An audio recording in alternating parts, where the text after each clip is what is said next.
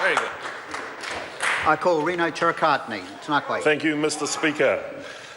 7 years of this national government, 7 budgets, and how many? 0 surpluses, sir. 0 surpluses. That's right, not a single surplus. That was the #1 priority that the national government, that the Prime Minister took to the nation. Let me see, he said, the surplus promise, we will be in surplus, or we are in surplus. That was the #1 priority, and it was an epic fail.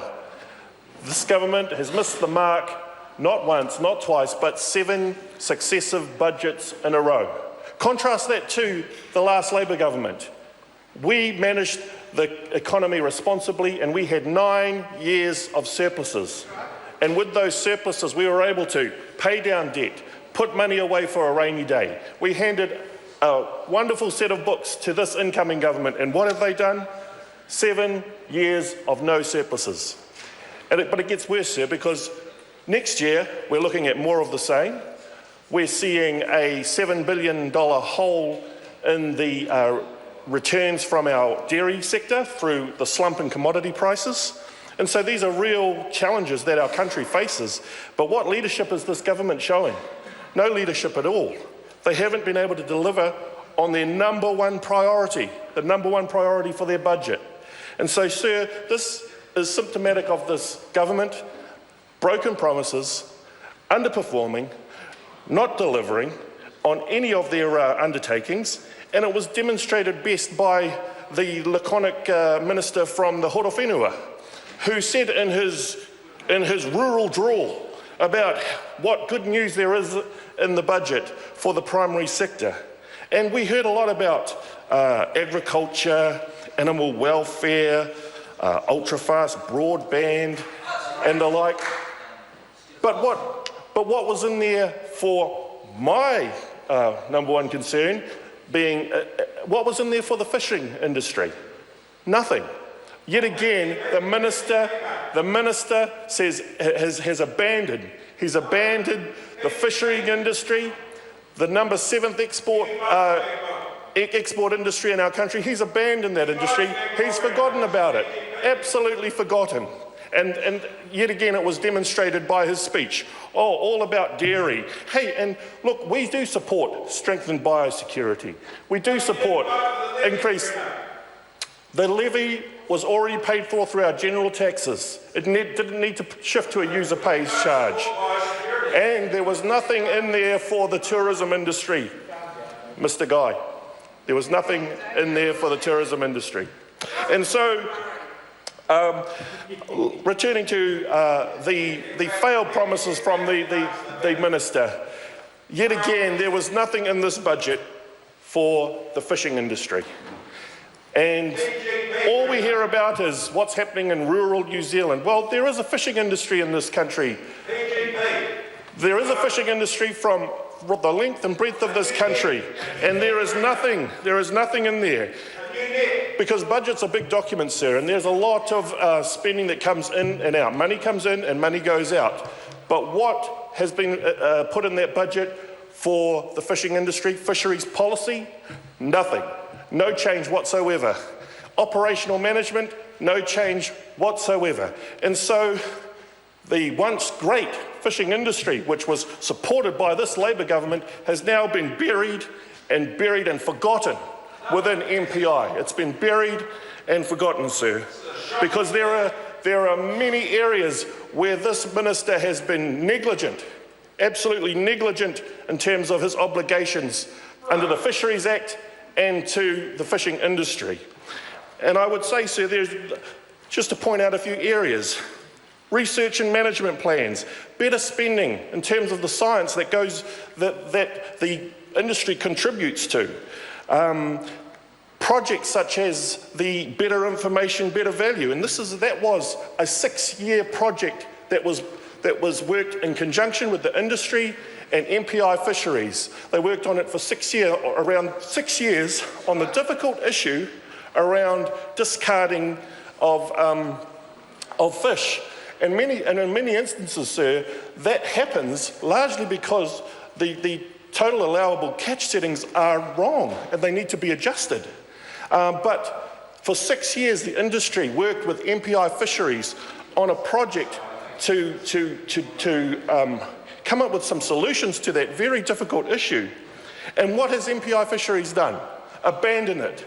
They've abandoned that project, and there's no extra funding going into it. And so that's a shame on that minister and for abandoning our fishing industry.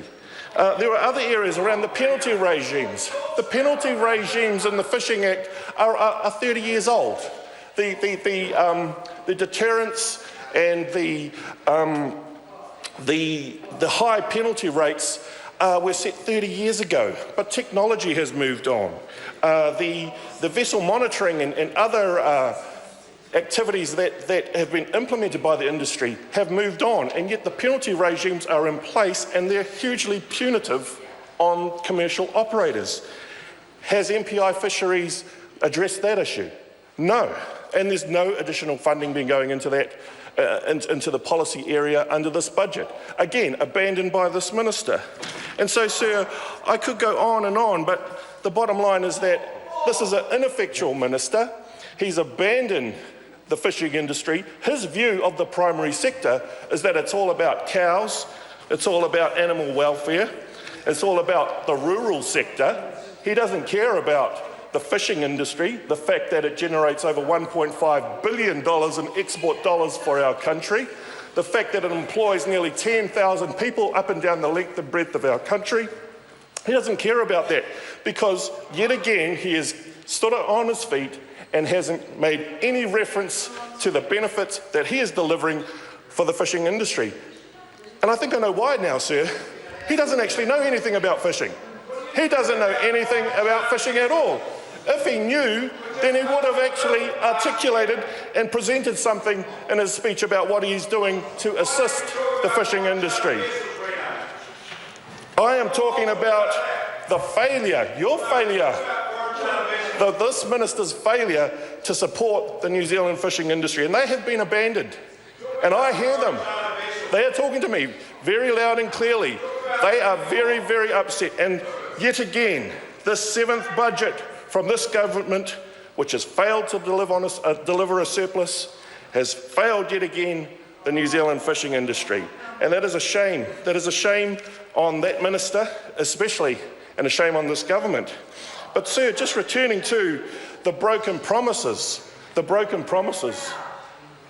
not only have we not seen a surplus, what it has done for our nation, sir, is that we have accumulated under this government a national debt up to $88 billion in debt.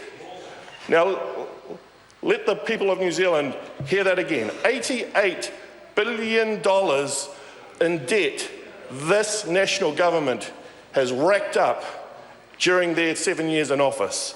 And that is an absolute disgrace. $88,000 million that every man, woman, child, whānau are now having to pay back at some stage. But it won't be next year, sir, because there's no surplus projected next year. We know the difficulties facing the rural sector with the commodity prices slumps. A $7 billion hole, a $7 billion hole. You cannot fill that hole with just more debt, although this government will. That's all they do. They'll just borrow some more to try and meet the deficit. And so they're living beyond their means. What they've done, though, is they've looked after the rich, sir. And classic example, the news out today. News out today, sir. Television New Zealand will screen a new $8 million drama next year called Filthy Rich. And you know, sir, that's a real slice of lifer from our biggest city. And let's use that, sir, as a metaphor for this national government. Filthy rich. And what they've done is they've mismanaged our economy, only looked after their rich mates, tax cuts for the rich. They're the ones that have benefited, and the rest of New Zealand have been languishing and suffering. And it's proven by 7 years of non-delivery of a surplus. This is a pathetic government, it's a pathetic budget, and just like that show, there'll be no promises and there'll be no substantial benefits to the people of New Zealand.